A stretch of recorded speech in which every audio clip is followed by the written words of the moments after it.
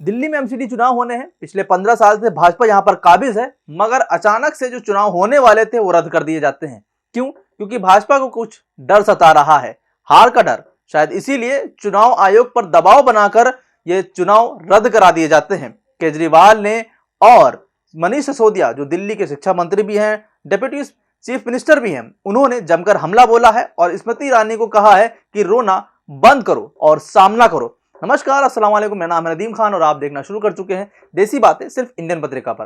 केजरीवाल का कहना है कि एमसीडी चुनाव में हार के डर से भाजपा ने चुनाव आयोग पर दबाव बनाया और चुनाव कैंसिल करा दिए। वहीं मनीष सिसोदिया ने कहा स्मृति ईरानी को लताड़ते हुए कि स्मृति ईरानी जी ने जब यह कहा कि जो चुनाव आयोग ने फैसला लिया है वो सही लिया है। कैसे सही लिया है? उनका कहना है कि हार का डर से आप ये कह रही हैं, कांग्रेस की तरह रोना बंद कीजिए। पहले मैं आपको मनीष सिसोदिया को वो बयान सुनाता हूं जिसमें स्मृति ईरानी और भाजपा को घेरते हुए जमकर लताड़ा है मनीष सिसोदिया ने। सुनिए कि क्या कहना है। केंद्रीय मंत्री माननीय स्मृति ईरानी जी से 3 चीजें कहना चाहता हूं। उन्होंने जस्टिफाई किया है कि चुनाव रुकवा के बीजेपी ने सही किया है, एमसीडी का चुनाव रुकवा के बीजेपी ने सही किया है। पहली बात तो मैं उनसे कहना चाहता हूं कि मैडम, ये कांग्रेसियों की तरह रोना बंद करो। जब देखो हाय रे, मर गए रे, पिट गए रे, सरकार ने पैसा नहीं दिया रे, ये तो कांग्रेसियों की आदत है। आप कांग्रेसियों की तरह रोने लगे। कांग्रेसियों की तरह रोना बंद करो और हिम्मत से नगर निगम चलाओ जितने दिन आपके पास में बचे हैं। काम आपकी सरकार ने कुछ किया नहीं। 15 साल आपको बीजेपी को मौका देके देखा, दिल्ली के लोगों ने बीजेपी को, वहां काम आपसे किया नहीं। और जब 15 साल बाद जनता आपको हटाने का मन बना चुकी है और अरविंद केजरीवाल जी को एमसीडी में देखना चाहती है, एमसीडी में भी केजरीवाल का नारा लगा रही है, तो फिर आप हाय रे, मर गए रे, केजरीवाल ने पैसे नहीं दिए रे, दिल्ली सरकार ने पैसे नहीं दिए रे, पैसे नहीं मिले रे, पैसे नहीं मिले रे, तनख्वाह नहीं मिली रही। अरे आपका लोगों ने भ्रष्टाचार इतना कर रखा है, पैसे कहां से आएंगे? आपके पास पैसे बचेंगे कहां से?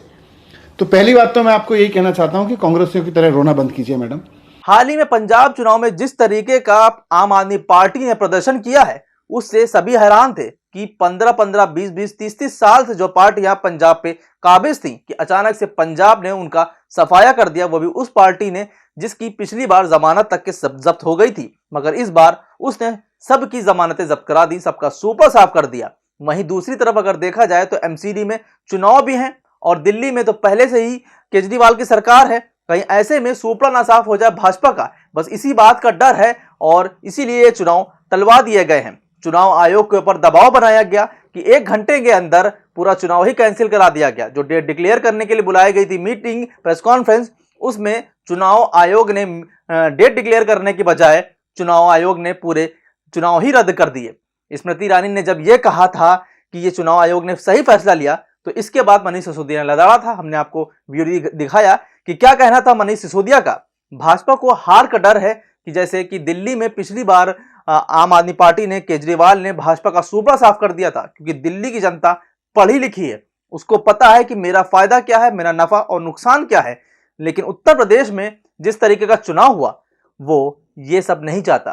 वो स्वास्थ्य पे बात करना नहीं चाहता, वो अच्छी सेवाएं नहीं चाहता, उसको नौकरी से नहीं मतलब है, उसको मतलब है तो धर्म और जात। और उत्तर प्रदेश का चुनाव इसी पर होता है, इसलिए भाजपा की इसमें अगर कोई गलती कही जाए तो बिल्कुल नहीं होगी, क्योंकि भाजपा तो उसी रास्ते पर चल रही थी जो उत्तर प्रदेश का चुनाव है। और जिस तरीके से उत्तर प्रदेश का चुनाव होता है धर्म और जात की राजनीति पे, उसी पे हुआ, तो मुद्दों पर कहां से हो पाएगा। लेकिन सबसे बड़ी जो असर पड़ा इस उत्तर प्रदेश के चुनाव में, एक बात जो सामने आई वो आई भारतीय जनता पार्टी आयोग की। जी हाँ, मैं इसीलिए भारतीय जनता पार्टी आयोग कह रहा हूं कि चुनाव आयोग अब चुनाव आयोग नहीं रह गया।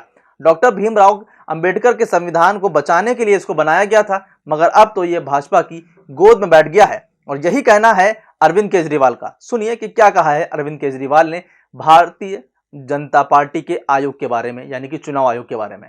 मुझे नहीं पता कि राज्य के हमारे जो स्टेट इलेक्शन कमिश्नर हैं उन पे ऐसा क्या प्रेशर डाला गया, उनको क्या धमकी दी गई, इनकम टैक्स की, ईडी की, सीबीआई की कोई धमकी दी गई, या वो अभी अप्रैल में रिटायर हो रहे हैं तो उनको पोस्ट रिटायरमेंट कोई लालच दिया गया। मुझे नहीं पता क्या दिया गया, लेकिन वो तुरंत 1 घंटे के अंदर चुनाव टालने को तैयार हो गए।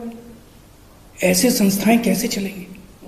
और मैं हमारे स्टेट इलेक्शन कमिश्नर से भी कहना चाहूँगा कि सर, अगर आप ऐसे चुनाव टाल देंगे, ये तो जनतंत्र ही नहीं बचेगा। हम लोगों ने आज़ादी किस लिए पाई थी? इस देश ने आज़ादी किस लिए पाई थी? जनता का राज है, जनतंत्र है इस देश के अंदर। आप ऐसे चुनाव टाल देंगे तो जनतंत्र ही नहीं बचेगा। मुझे नहीं पता आपके ऊपर क्या प्रेशर डाला जा रहा है, मुझे नहीं पता आपको क्या धमकी दी जा रही है या क्या लालच दिया जा रहा है, लेकिन सर जो भी आपको धमकी दी जा रही है, जो भी आपको लालच दिया जा रहा है, बाहर आके बता दीजिए देश को, सारी जनता को बता दीजिए। देश आपके साथ खड़ा होगा, पूरा देश आपका साथ देगा। पर झुकिए मत सर, किसी के सामने मत झुकिए। देश की बात है, जनतंत्र की बात है। नमस्कार।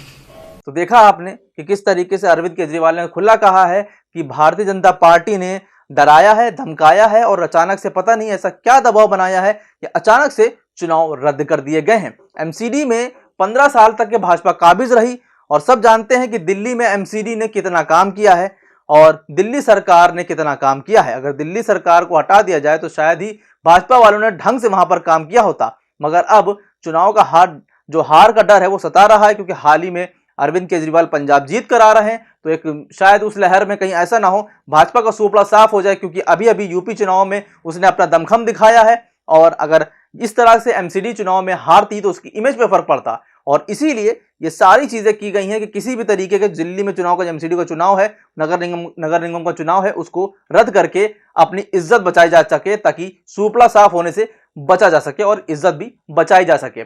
फिलहाल आपका क्या कहना है इस पूरी खबर पर, हमें कमेंट करके जरूर बताइए। हमारी आजाद पत्रकारिता को बल देने के लिए चैनल को सब्सक्राइब कर लीजिए, नोटिफिकेशन बेल ऑन कर लीजिए, क्योंकि अभी सत्ता से लड़ाई जारी है, क्योंकि और आपके मुद्दों को उठाने की बारी है और आपके मुद्दे हम उठाते रहेंगे। तो उसके लिए हमें ताकत चाहिए, बल चाहिए, और वो तभी होगा जब आप ज्यादा से ज्यादा वीडियो देखेंगे, लाइक करेंगे, शेयर करेंगे, कमेंट करेंगे और चैनल को सब्सक्राइब करके नोटिफिकेशन बेल ऑन करेंगे। फिलहाल अभी के लिए बस इतना ही। नमस्कार, खुदा हाफिज, जय हिंद।